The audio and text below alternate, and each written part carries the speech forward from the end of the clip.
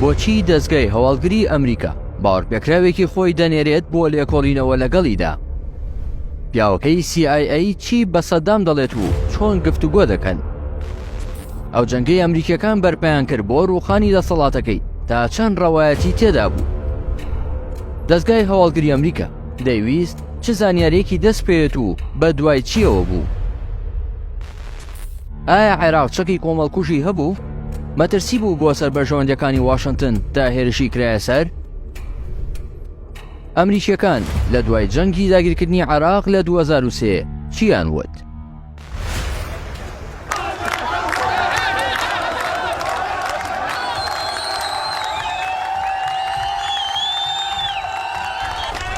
ساڵی 2003 ئەمریکا جەنگی دژی دەسەڵاتی سەدام حوسێن بەرپا کرد و عێراقی داگیر کرد و ڕژێمەکەشی ڕووخان.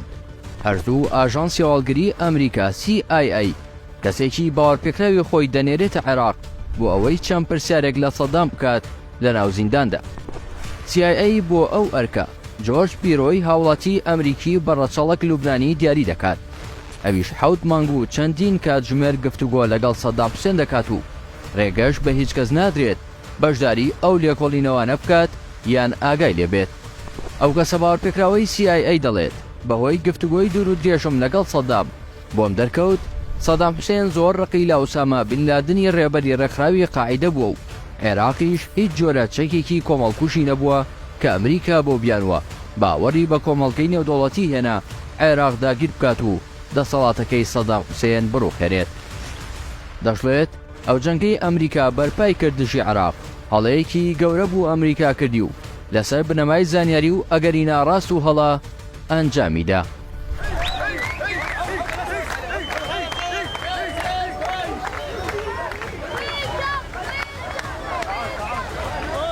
جۆرج پیرۆ هاوڵاتی ئەمریکی بەڕەسەڵک لوبنانی باز لەوە دەکات کاتێک دەستگای هەواڵگری ئەمریکا CIA پێڕادەگەێنن ئەویان دیاری کردووە لێکۆڵینەوە لەگەڵ سەدام حوسێن بکات سەرەتا هەستی بەترسێکی گەورە کردووە و بە بەرپرسیارەتێکی گەورەی زانیوە.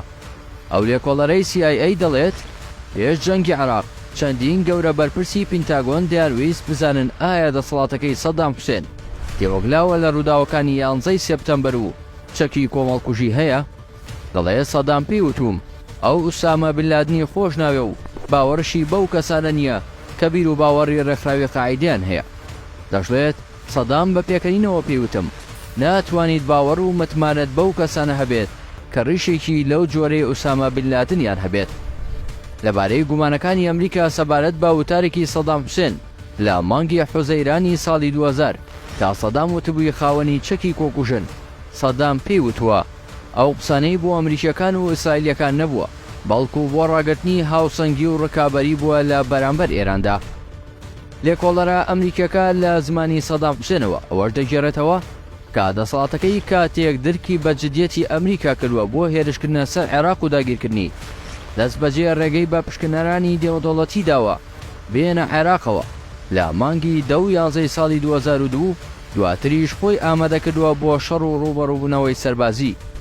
دەشڵێت لەگەڵ سەدام قسەمان کرد لەسەر دادگاییکردنەکەی و بابەتی لەسێدارەدانی، بەڵام سەدام حوسێن لەو پرسەدا بەورەوە دەرکەوتووە و ویستوێتی ئەو وێنەیە بڕەوێنێتەوە کە لە کاتی دەستگیرکردنیدا سەربازانی ئەمریکی بە داماوی و جێی بەزەیی پیشانیاندا.